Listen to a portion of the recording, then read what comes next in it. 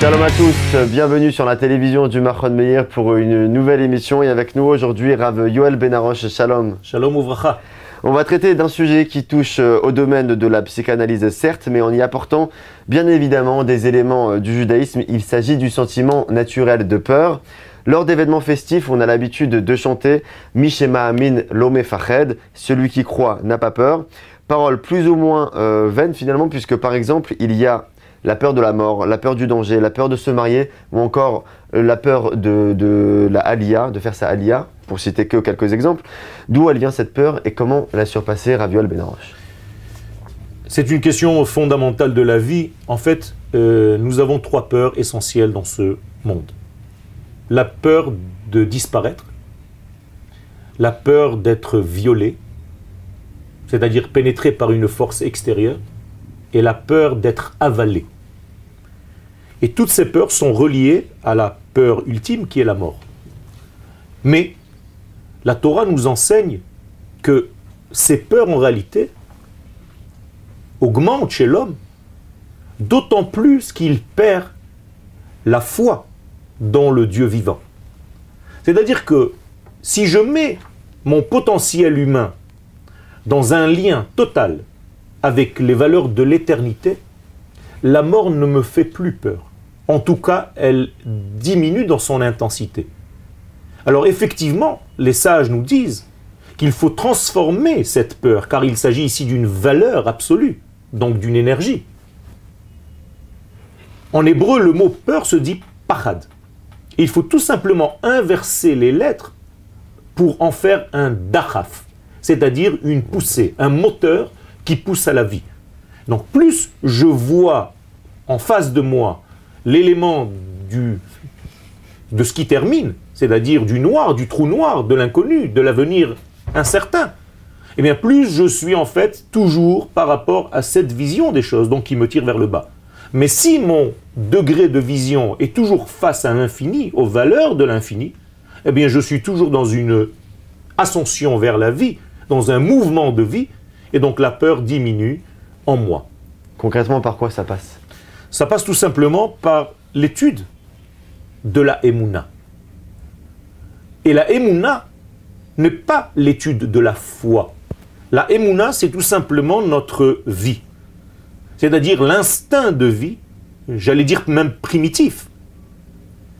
Par exemple, je crois au fait que je suis là. Je n'ai pas besoin qu'on me prouve que c'est moi qui suis en train de parler. Si j'ai besoin de me prouver que je suis là, je suis très malade. Donc en réalité, j'ai une foi dans mon existence. J'ai une foi en moi. Je dois arriver à une foi qui est ressemblante à celle-ci vis-à-vis des valeurs de l'éternel. Et là, ça devient un exercice de style. Alors que les gens pensent l'inverse. Ils ont l'impression qu'ils croient en Dieu, mais qu'ils ne croient pas en eux. C'est tout faux. Au contraire, la chose ou la personne en qui on croit le plus, c'est nous-mêmes. Le chidouche, la nouveauté, c'est d'arriver à cette même conscience de mon existence par rapport à l'éternel. Et là, si je vis à cette intensité, dans cette intensité, eh bien, la peur diminue véritablement de très très très haut niveau, à un degré qui est minime, et la peur se transforme en une peur, en une crainte, plus exactement, de perdre la relation de vie et la relation d'amour.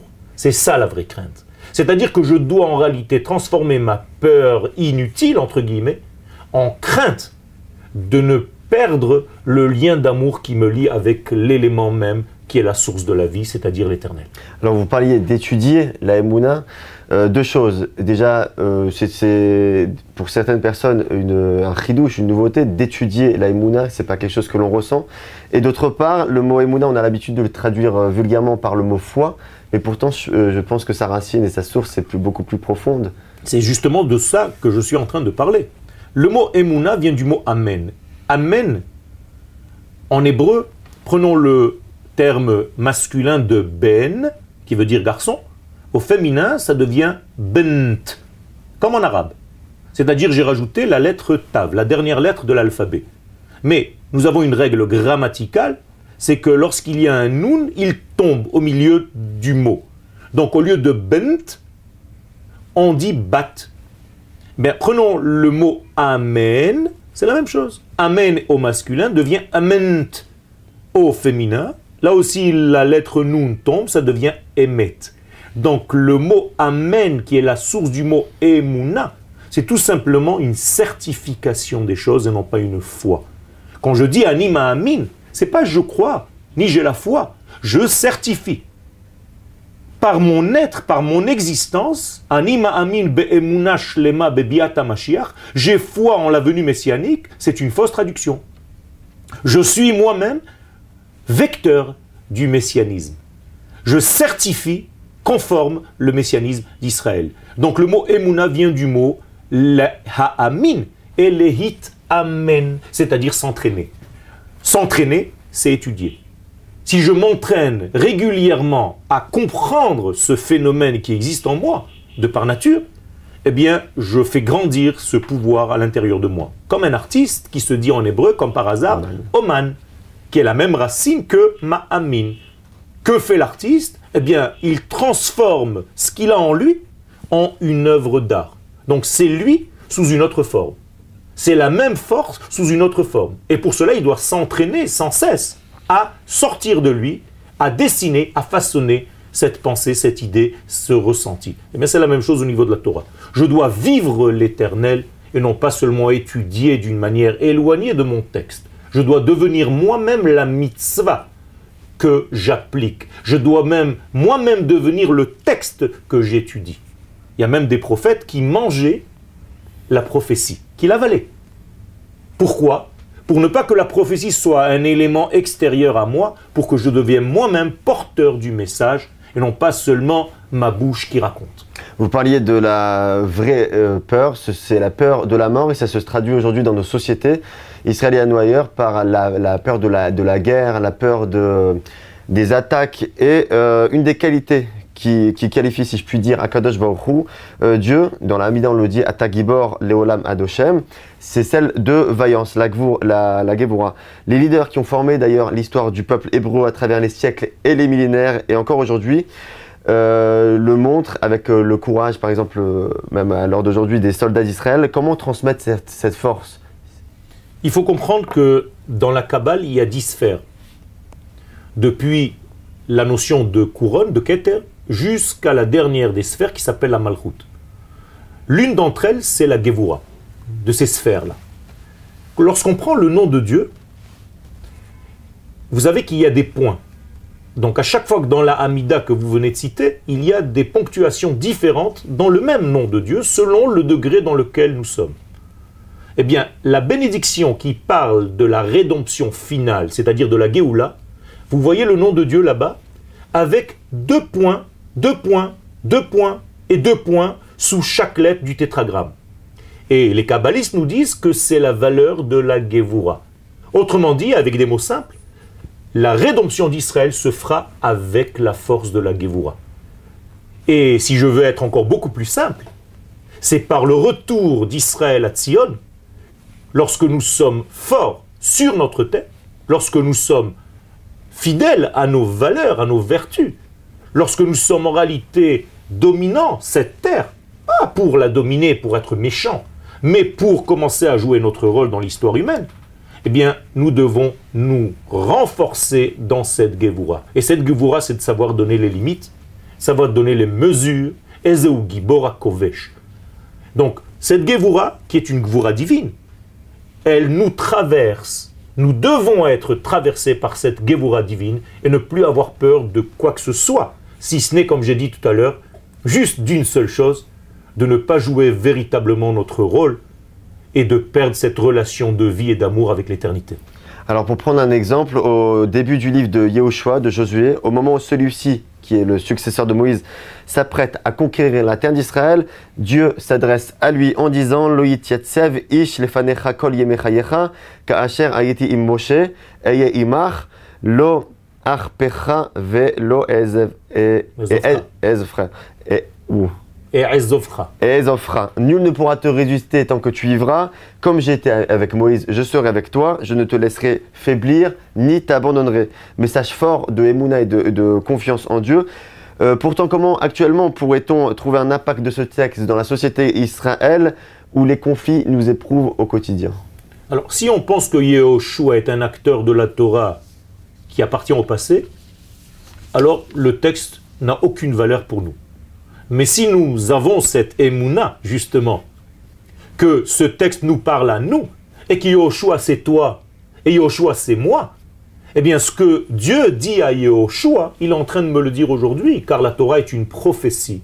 Et dans ce qui a été dit à nos maîtres, Maaseh Avot Siman Labanim, c'est en réalité pour nous. Donc je répète les mêmes termes, Dieu ne me quitte pas, Dieu ne me laisse pas, et il sera toujours avec moi, et Yehoshua, c'est devenu moi aujourd'hui.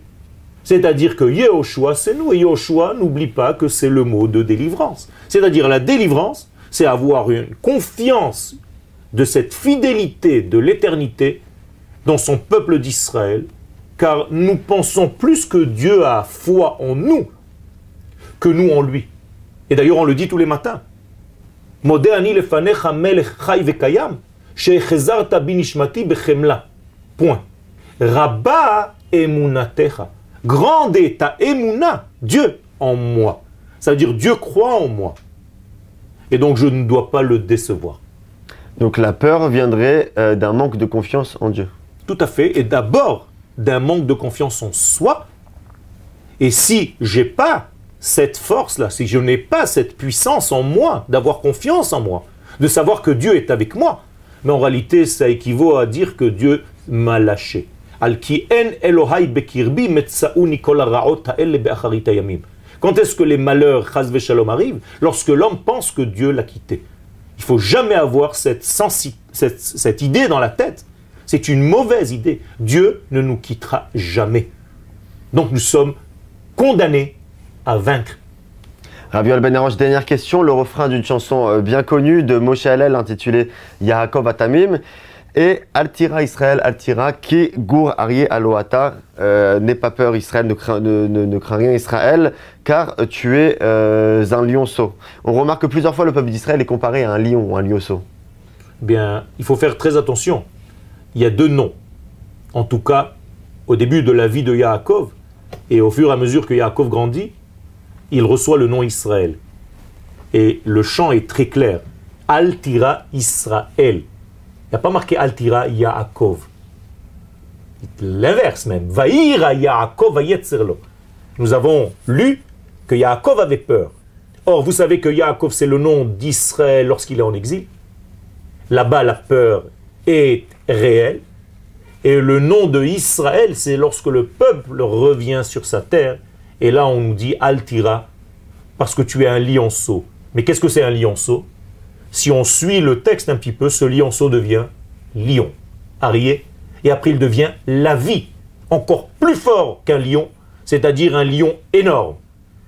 Autrement dit, nous avons un avenir, nous avons un lendemain, et un lendemain puissant, et nous devons être conscients, fidèles, et avoir la émouna de cette puissance que Dieu nous a donnée pour, encore une fois, être les porte-paroles de cette grandeur infinie.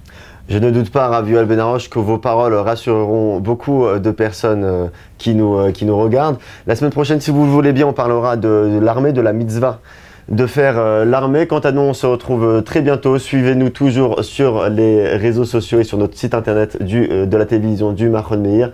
On se retrouve très vite. À très bientôt. Toda rabba lekoulam.